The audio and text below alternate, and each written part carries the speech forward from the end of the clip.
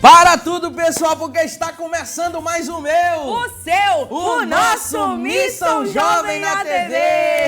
Que alegria estarmos aqui mais uma vez reunidos para juntos levarmos alegria para sua casa. Já deixa aqui o seu like lá na página no Instagram da Missão Jovem. Já curta, compartilha lá a nossa página. Se inscreve no nosso canal que eu tenho certeza que tem coisa grande e abençoada para você. É isso aí, gente. Estamos entrando na sua casa agora e queremos ter você como nossa companhia. Por isso convida o pai, o amigo, o tio, todo mundo aí. Junta todo mundo na sala e acompanha, fica ligadinho, porque Missão Jovem na TV começou para animar aí mais um pouquinho, né? O seu dia, o seu momento, a sua noite, né? Não sei qual hora que você vai assistir, mas olha, a gente já quer começar te alertando uma coisa, o programa tá imperdível. A gente sempre gosta de falar muito isso, né? Porque o programa sempre é feito com muito amor, com muito carinho e sempre pensando em abençoar a tua vida. É isso aí, pessoal. O programa tá recheado de novidades hoje e como sempre a gente sempre vem falando toda semana aqui, tem gente abençoada aqui para abençoar a sua vida, para nos abençoar aqui também. Hoje, como sempre, mais uma pessoa talentosa aqui que nós já vamos chamar esse quadro que está sendo um sucesso, né? É isso mesmo, vamos chamar gente. Vamos chamar tá agora vindo aí o nosso Talento Jovem. Roda a vinheta aí, produção. E falando de talento jovem, nós sempre temos a alegria de receber aqui jovens, moças, rapazes, homens e mulheres de Deus que sempre têm somado na obra do Senhor, que sempre deixam aqui uma palavra de ânimo para você que está em casa, né? Que tem aquele chamado de Deus. E hoje, com muita alegria, eu quero apresentar as nossas convidadas de honra do Talento do quadro Talento Jovem, né? A Maria e a Abigail, que são lá da igreja Fonte dos Milagres, acertei? Fonte dos Milagres, pastor Carlos Dioclésio. Se quiser já abrir a câmera aí, produção, já para elas dar um tchauzinho aí para quem tá em casa. Já para quem tá em casa conhecer elas, isso aí. Tá aí a Maria. Dá um alôzinho para quem tá em casa, Maria. Oi, gente. A Abigail também. Muito bom, gente. As meninas estão aqui, né? Eu tenho certeza que para abençoar muito a nossa vida hoje através de louvor. Mas antes a gente queria só conversar um pouquinho com vocês antes do primeiro louvor, da primeira canção. Perguntar aqui para Maria primeiro, depois para Abigail. Maria, como é que foi sua descoberta aí com o seu chamado, com o louvor? Como é que você se identificou aí como alguém que foi chamada para ministrar canções para a vida das pessoas? Bom, eu conheci o evangelho com 10 anos de idade, através de uma amiga, né? E meus pais nunca foram evangélicos, até hoje eles não são. Então, já tem um bom tempo que eu ando nessa caminhada sozinha, conquistando ao pouco o coração deles, né? O Espírito Santo trabalha de uma forma incrível. Então, assim, alguns anos atrás, não lembro exatamente quando, eu recebi uma profecia muito linda que dizia que Jesus me disse que enquanto eu louvasse, pessoas seriam transformadas, curadas através da minha voz. E o que eu mais achei interessante foi que ele disse assim, que eu não precisaria tocar em pessoas ou estender a mão sobre elas, porque apenas com a minha voz elas poderiam ser libertas, curadas, tocadas. Então, assim, foi algo marcante na minha vida até hoje. E toda vez que eu lembro, é muito emocionante para mim. Que legal, é incrível. bênção. Deus é surreal na nossa vida. E desde então você se descobriu aí ministrando Desde então, louvor. sempre louvei, desde os meus 10 anos, grupo de criança, tudo. Passei por toda essa fase. Que legal. Então, é desde sempre mesmo que eu louvo. Sempre foi a minha paixão, o meu amor. Eu amo fazer isso, eu faço... Cara, eu amo demais louvar a Deus. Então, Amém. assim... Glória a Deus. É incrível. Amém. E estar aqui hoje é mais incrível ainda, porque Deus é maravilhoso. Bom, e agora a gente vai ouvir um pouquinho também da história aí da Abigail, né? A Abigail jovem, né? Já tão jovem, mas também já louvando, já aí né? Manuseando um violão, é música também, é assim que fala, musicista, né? Musicista, muito bom. Então, Abigail, conta um pouquinho aí da sua história para nós. Bom, eu nasci no berço evangélico, sempre fui cristã. E desde sempre eu era apaixonada por violão, apaixonada por música.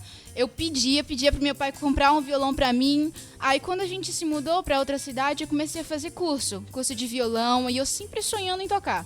Aí quando chegou meu aniversário de 12 anos, eu consegui, meu pai me comprou um violão para mim, me presenteou com isso, e eu comecei a tocar na igreja. Fui aprendendo nota por nota, a banda me ajudava, e até agora começando a cantar também, tocar na igreja, e para mim é uma maravilha. Que bênção, glória a Deus, muito bom ouvir um pouquinho das experiências de vocês. E agora a gente também quer ouvir vocês louvando, né? Ministrando ao Senhor e para quem está em casa também. Amém. Por toda a minha vida, ó Senhor, te louvarei, pois meu fôlego é a tua vida e nunca me cansarei. Posso ouvir a tua voz, é mais doce do que o mel, que me tira desta cova e me leva até o céu. Já vi fogo e terremoto, vento forte que passou. Já vivi tantos perigos, mas tua voz me acalmou. Tu dás ordem às estrelas e ao mar os seus limites. Eu me sinto tão seguro no teu colo, Altíssimo. Não há ferrolho nem portas que se fechem diante da tua voz. Não há doenças nem culpa que fiquem de pé diante de nós, e a tempestade se acalma na voz daquele que tudo criou, pois tua palavra é pura, escudo para os que nele creem. Não há ferrolho nem portas que se fechem diante da tua voz. Não há doenças nem culpa que fiquem de pé diante de nós, e a tempestade se acalma na voz daquele que tudo criou, pois tua palavra é pura, escudo para os que nele creem. Deus, uma das canções mais marcantes aí da música evangélica brasileira, né? O Escudo, um hino que eu considero já praticamente um hino da harpa, né? Todo lugar canta, todo mundo E é uma conhece. bênção, né? E é um hino que fala profundamente aos nossos corações. Queria perguntar nesse momento aí para a Abigail, já fez aula de música, já fez alguma vez aula de violão? Como foi a sua trajetória assim? Já chegou a fazer? Já fiz. Eu fiz quando eu tinha uns 10 anos. Aí daí eu fui pegando aula na internet, no YouTube. Legal. Aí quando eu comecei a tocar na igreja, que eu fui aprendendo mesmo, assim, os hinos da harpa. Fui começando pelos hinos da harpa, depois os hinos mais difíceis. E assim tá por diante. Legal. Eu lembro que quando eu comecei a tocar, eu levava o violão pra igreja e eu nem tocava, eu deixava ele com o volume fechado. Eu também. Mas era só pra aprender ali a dinâmica dos hinos da harpa, aprender com os músicos ali que já tinham mais estrada, né? Eu nunca me tornei um músico excelente, mas alguma coisinha a gente consegue arranhar. E aí eu lembro que eu levava e nem tocava, eu ficava lá só vendo o que o pessoal fazia e tentava fazer igual. E é desse jeito, a trajetória do músico é dessa forma mesmo. Gente, nesse momento a gente vai chamar um quadro muito especial, que é o... Curiosidades Bíblicas! Roda a vinheta aí, produção! Muita gente me pediu e chegou a hora de conhecermos um pouco mais sobre a vida de José, o filho de Jacó. José foi o filho mais velho de Jacó com Raquel, a sua amada esposa, mas também foi o 10º filho do patriarca. O nome José vem do hebraico e significa que ele acrescente, ou possa ele acrescentar. Tal significado fica esclarecido em Gênesis 30, 24. Popularmente, José, filho de Jacó, ficou conhecido como José do Egito, por conta do modo com que Deus o exaltou entre os egípcios. José nasceu em Padã-Arã, 6 anos antes de Jacó retornar a Canaã. O período histórico mais provável em que José viveu talvez seja entre 1720 a 1570 a.C. A Bíblia é clara quando nos diz que José era o filho preferido de Jacó. Seu pai até lhe fez uma túnica diferente das comuns da época. A túnica de José era colorida, mais semelhante às túnicas da realeza. Com certeza, todo esse amor de Jacó por José despertava ciúmes e inveja em seus irmãos. E para piorar a situação, José teve 2 sonhos em que a sua família se curvava diante dele e, ao invés de guardar em seu coração, revelou o sonho a seus irmãos e pai. Obviamente, seus irmãos ficaram com mais raiva ainda. Por causa dessa raiva toda, seus irmãos planejaram matá-lo. Mas Rúben, o irmão mais velho de todos, na tentativa de defendê-lo, sugere apenas que o joguem em um poço vazio. Todos concordaram, mas Judá ainda teve a ideia de vender José para uma comitiva de ismaelitas que estava indo para o Egito. Então o venderam como escravo. Quando a caravana chegou ao Egito, José foi vendido pelos midianitas a Potifar, que era oficial de Faraó. Deus abençoou José naquele lugar, até que foi colocado como supervisor da casa de Potifar. Logo, a esposa daquele oficial começou a cobiçar José e a tentá-lo todos os dias, e José evitava até mesmo ficar perto dela a todo custo. Em uma última tentativa de sedução e fracassada, a mulher de Potifar conseguiu ficar com a roupa de José em suas mãos quando ele saiu correndo para fugir dela. Infelizmente, aquela mulher sem caráter acusa José de tentar forçá-la a ter relações com ele. Obviamente, o marido acredita em sua mulher e manda José para a prisão. Mesmo preso, Deus abençoava José, e ali se tornou destaque entre os prisioneiros. Certa noite, tanto o padeiro e o copeiro de Faraó que estavam presos sonharam. Os sonhos na cultura oriental da época eram considerados presságios e encarados com muita seriedade e importância na vida das pessoas. José interpretou os 2 sonhos. O do copeiro significava que dentro de 3 dias ele sairia da prisão e teria seu posto restituído. E o do padeiro significava que dentro de 3 dias ele iria morrer. José pediu para o copeiro lembrar dele quando estivesse com Faraó, para que ele também pudesse ser liberto da prisão. E de fato, tudo aconteceu como José interpretou, mas o copeiro não se lembrou dele naquele momento. Mas 2 anos depois, Faraó também sonhou, mas ninguém conseguia interpretar o seu sonho. Faraó já estava angustiado, e foi aí que o copeiro lembrou de José e Faraó mandou chamá-lo. José interpreta os 2 sonhos de Faraó e diz que ambos os sonhos, na verdade, eram o mesmo. Disse que sobre a terra do Egito teria 7 anos de muita fartura, Mas depois chegaria 7 anos de uma fome tão severa que fariam com que se esquecessem dos tempos de fartura. Deus, além de dar revelação dos sonhos, deu também um plano para que o Egito estivesse preparado para esse momento e pudesse enfrentar a crise que viria.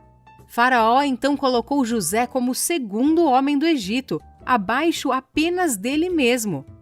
Depois disso, José recebeu o nome egípcio de Zafenate-Paneia e se casou com Asenate, filha de um sacerdote de On. José e Asenate tiveram 2 filhos, Manassés e Efraim. Mais tarde, esses 2 filhos de José representariam um pai entre os filhos de Jacó, na distribuição das terras de Israel. Já percebeu que não existe a tribo de José? Pois é, por isso. A fome chegou e se espalhou por todo lado. Como o Egito estava preparado, todos vinham até José para comprar alimentos. Inclusive, os irmãos de José foram até o Egito em busca de socorro. Chegando lá, eles não reconheceram o irmão. Olha aí o sonho de José se realizando e eles se curvaram diante dele. Mais tarde, porém, após alguns testes da parte de José, o governador do Egito revelou a sua verdadeira identidade aos seus irmãos. Aquele foi um encontro cheio de emoção. Depois de se revelar a seus irmãos, José mandou trazerem do Egito seu pai Jacó e toda a sua família. Faraó apoiou a sua decisão e a família de José se estabeleceu no Egito e foi muito bem tratada. Tempos depois, Jacó morre e foi enterrado em Canaã, como ele mesmo desejava. Depois de tudo que José passou, ele entendeu que tudo havia sido um plano de Deus e que através de sua vida Israel foi preservado. José então viveu o resto dos seus dias no Egito. Ele alcançou até a 3ª geração dos filhos de Efraim e morreu com 110 anos de idade. Vejamos agora os pontos fortes e os êxitos de José. Ele saiu com o poder da escravidão para governar o Egito. Ficou conhecido por sua integridade pessoal. Ele foi um homem de sensibilidade espiritual. Ele também preparou uma nação para sobreviver à fome e conseguiu perdoar, ele não guardou rancor. Mas como todo mundo, ele também teve suas fraquezas. O seu orgulho juvenil provocou atrito entre os seus irmãos. Dessa história toda nós podemos tirar muitas lições de vida e eu quero citar apenas 3.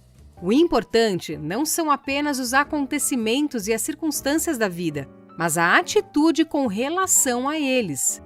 2. Com a ajuda de Deus, qualquer situação pode ser usada para o bem, mesmo quando as pessoas desejam utilizá-la para o mal. Lembra lá de Romanos 8:28? Exatamente. E número 3, vale muito a pena não guardar rancor. Com o coração disposto a perdoar, José pôde salvar a sua família e preservar a promessa abrânica. A história de José pode ser encontrada em Gênesis do capítulo 30 ao 50. Ele também é mencionado em Hebreus 11:22. E você acabou de acompanhar aí o nosso quadro Curiosidades Bíblicas, né? Que sempre traz entretenimento e muita informação sobre a palavra de Deus, sobre o contexto histórico da época e outras informações mais que é tão importante a gente saber e conhecer. E voltando aqui para as meninas que hoje estão nos dando a honra, que a Maria e a Abigail estão abrilhantando o programa Missão Jovem na TV, né? E a gente não mandou um alô lá para a congregação, né? Sim, a gente Fonte precisa dos mandar um alô aí para a galera lá da Fonte dos Milagres. Que, inclusive, estiveram aqui na semana passada, aqui participando do nosso quiz bíblico. O pessoal é afiado, meu amigo. Galera boa de Bíblia aí, que Deus abençoe Um abraço, pessoal, a juventude e o pastor da congregação também. Gente, nós vamos também ouvir elas, né? Mais uma vez. E já encerrando aqui, caminhando para encerrar o nosso primeiro bloco, mas é rapidinho, né? Não sai daí que daqui a pouco tem quiz bíblico e hoje tem uma galera animada, meu amigo. Não sai daí, hein? O estúdio tá bonito, tá lotado. Daqui a pouco vocês vão conhecer. Então vamos explorar esse talento, né? Que tá aqui com a gente hoje. Vamos lá, meninas. Louvar o Senhor. Com vocês. Eu navegarei no oceano, no Espírito, e ali adorarei ao Deus do meu amor. Eu adorarei ao Deus da minha vida, que me compreender sem nenhuma explicação. Espírito, Espírito, que desce como fogo, vem como em Pentecoste e enche-me de novo. Espírito, Espírito, que desce como fogo, vem como em Pentecostes e enche-me de novo. Eu navegarei ao Deus da minha vida, que me compreender sem nenhuma explicação. Espírito, Espírito,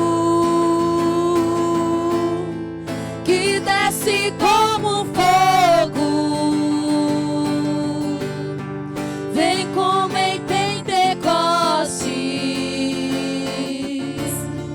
e enche-me de novo. Espírito, Espírito, que desce como fogo,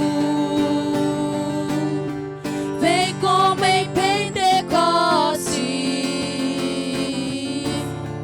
e enche-me de novo. Eu navegarei